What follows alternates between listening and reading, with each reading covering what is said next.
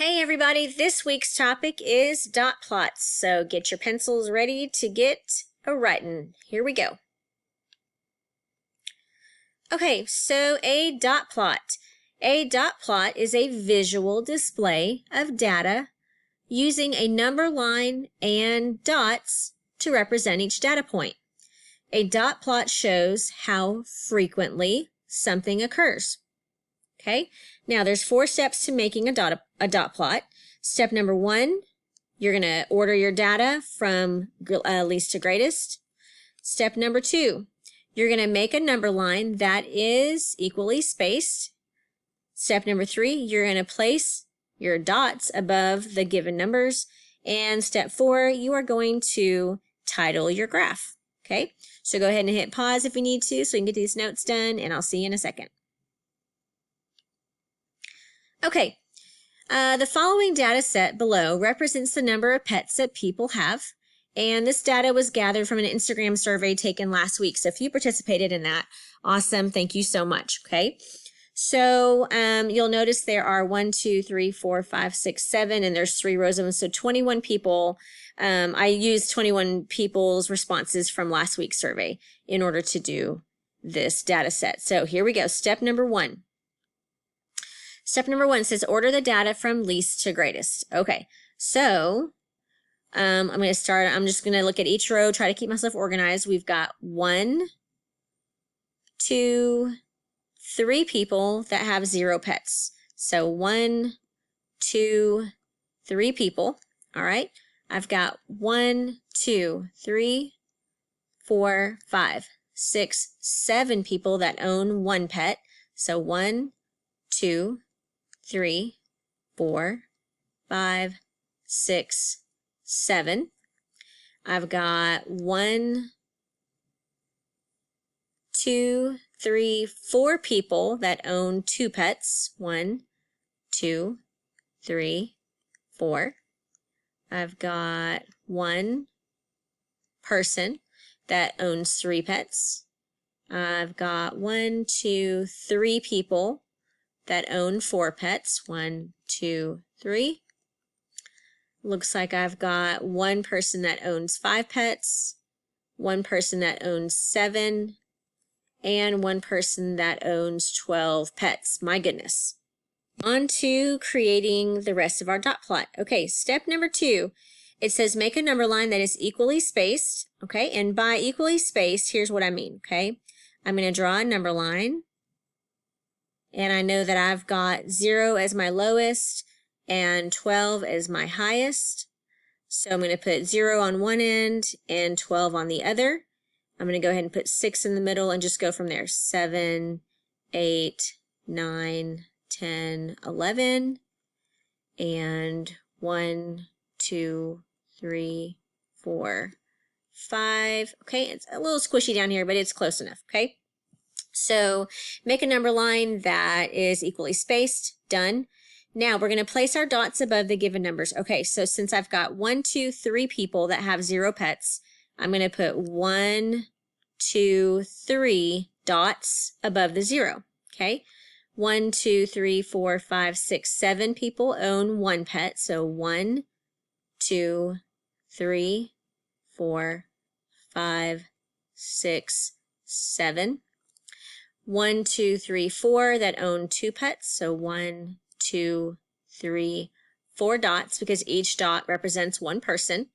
I've got 1 person with 3, 3 people with 4, 1, 2, 3, 1 with 5, 0 with 6, 1 with 7, 0 with 8, 9, 10, and 11, and then 1 person with 12. Okay, so place our dots.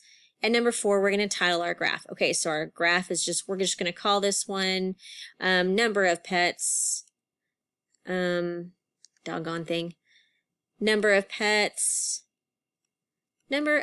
people own, okay? We'll just call it that. Whoopsies. Number of pets people own. Okay, so that's it. You've made a dot plot.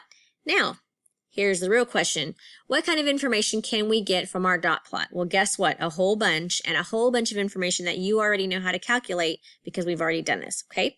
So let me show you how to find the mean, median, mode, and range using a dot plot, okay? So let's look at the mean or the average, okay? Remember, the mean or the average is where you have to add up all these numbers and then divide by how many you added, okay? Or you can, this still represents what's down here, but this is a little easier for me to take a look at, okay? So we've got 3 zeros, and 3 zeros is still 0, okay? We've got 7 ones, so 0 plus 7 plus, we've got 2, 2, 2, 2. We've got 4 2s, so that's going to equal 8, plus 3, plus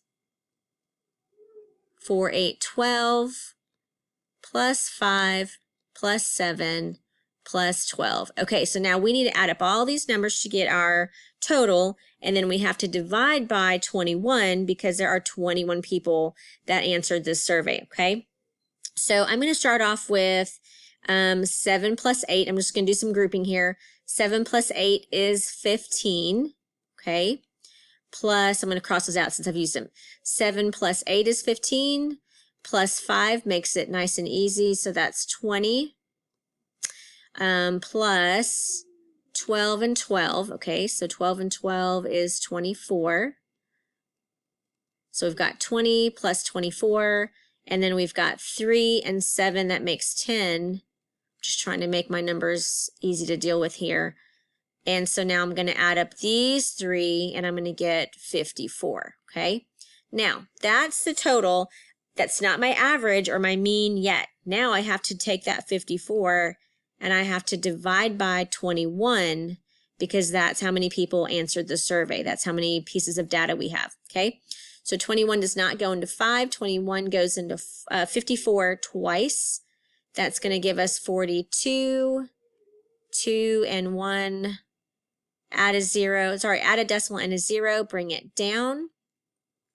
21 is close to 20, and 20 would go into 126 times, but because 21 is just a little bit bigger, I'm going to go ahead and stick with 5 for this one, okay? So 21 will go into 125 times. That'll give us that'll give us 105, sorry. And subtract is going to give us 15. We'll add another 0 and bring it down. 21 goes into 150. Again, 21 is close to 20. 20 times 8 would be 160, so that's too much. Let's try 7, because I know that 7 times 20 is 140. So 7 times 21, that's going to be 7 here, and then 14. And subtract, and that's going to give us 3 left over. And I could add another 0 and bring it down and keep dividing, but I'm going to go ahead and stop at the hundredths place, and then we're going to go ahead and round. So this 7 is going to make that 5 round up. So we'll say that it's about 2.6, okay? So our mean or our average number of pets is 2.6 pets, which I know sounds kind of weird because I don't know how you can have 0.6 of a pet. But anyway, it's just numbers. I just want to show you the process. To find our median, okay? Your median is where, remember, that's your middle. So you're going to cross off one low and one high. One low, one high, one low, one high, one low, high, low, high, low, high, my goodness, low, high, low, high, low, high, low, high, and our median is what's left in the middle. Sorry, my pen is being kind of wonky again. So our median is going to be 2 pets, okay? So 2 pets is our median. Okay, mode is super easy. You're just going to simply look at your dot plot and see which of your dot lines is the tallest, okay? So we've got 7 people that have 1 pet. So our mode, or our most number of pets that people own, is 1 pet, because our dots are the most there. And then our range, that's easy. Your range is your high, which is somebody that owns 12 pets, minus your low, which is somebody that owns 0 pets. So your range is 12 pets. Okay, easy piece. Now, I just want to show you a couple other examples of some dot plots just so you can see how they're used. This first one is a dot plot showing number of goals scored. Okay, so we've got one person here that scored 0 goals, one person that scored 7, 3 people that scored 6, and 4 people that scored 3. But what you've got to remember is each dot represents one person. Okay, same here. A survey was taken over what your preferred snack choice is. So 1, 2, 3, 4, 5, 6, 7, 8 people picked popcorn, and 1, 2, 3 people picked Kit Kats. So remember, each piece of data represents, in most cases, one person answering the survey. And then the last example I want to show you is how dot plots can be used to compare. So you'll notice that both of these number lines are equal. They both go from 0 to 14. And this one is tracking number of hours that people spend exercising. And the bottom one shows the number of hours that people spend playing video games. Okay, so we've got one person that doesn't exercise at all. We've got one person that doesn't play any video games. Okay, we've got 2 people that exercise for 3 hours. And we've got 2 people that exercise for 6 hours. Okay, but you can see, you know, that we can easily compare. Like, you can look at this real easily and say, wow, a bunch of people play 10 or more hours of video games a week as compared to 2 people that work out, you know, 10 to 14 hours a week. So those are just some examples on how dot plots are used. Okay, so I hope that explains everything good for you on dot plots. If you need any help, just meet me in virtual office hours or watch the video again, whatever you need to do. And we'll see you soon. Have a great week, and I miss you bunches. Bye.